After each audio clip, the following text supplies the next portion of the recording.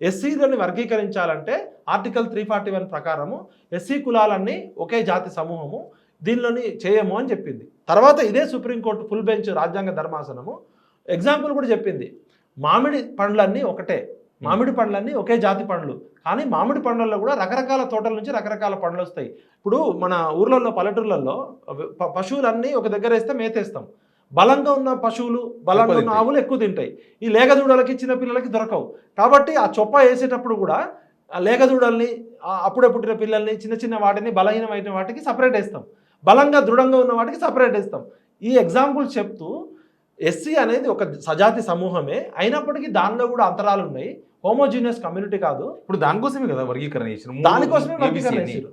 వాళ్ళు ఏమంటారు అంటే ఇంకా అసంతృప్తి ఎందుకు? అసంతృప్తి కాదన్న, అక్కడ ఏమైందంటే వాళ్ళు తీసుకున్న స్కేలు మొత్తం 15% రిజర్వేషన్లు ఎస్సీలకి. 15% రిజర్వేషన్ గాను 54 లక్షల మంది 2011 లెక్కల ప్రకారం ఎస్సీలు మొత్తం 54%, 54 లక్షల మంది, ఒక 55 లక్షలు అనుకున్నాం.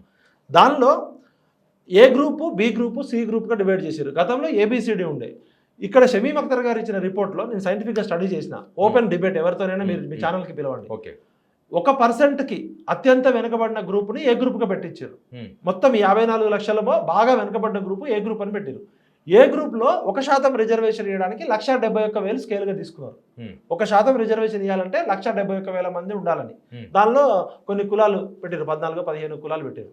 బి గ్రూప్లో మాదిగలు ఎక్కువ మంది ఉన్నారు, 33 లక్షల మందికి 34 లక్షల దగ్గర 34 లక్షల మందికి 9% రిజర్వేషన్ ఇచ్చారు, 18 కులాలు కలిపి. సి గ్రూప్లో మాలలు ఉంటారు, మాలలతో పాటు ఇంకొక 25 కులాలు, ఈ 26 కులాలు కలిపి వాళ్ళు మొత్తం జనాభా 17 లక్షలు. దానిలో 15.5 లక్షలు మాలలే ఉంటారు, మిగతా 2.5 లక్షలు యాడ్ చేసి పెట్టారు. ఏ గ్రూపు అంటే ఓసీ, ఎస్సీ ఎస్టీ అనుకుందాం, బాగా వెనుకబడ్డది. బి గ్రూప్ అంటే బీసీ అనుకుందాం, మధ్యస్థంగా, అంతే కదా.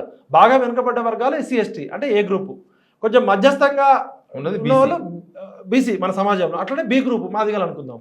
సి గ్రూప్ అంటే ఓసీలు, డెవలప్ అయిన గ్రూపు, మాలలో అని కేటగిరీ చేసుకుంటే, ఎగ్జాంపుల్ కోసం చెప్తున్నా, ఎస్సీ ఎస్టీల కట్ ఆఫ్ మార్క్ ఎంత ఉంటుంది? బీసీల కన్నా తక్కువ ఉంటుంది. బీసీల కట్ ఆఫ్ మార్కు ఓసీల కన్నా తక్కువ ఉంటుంది.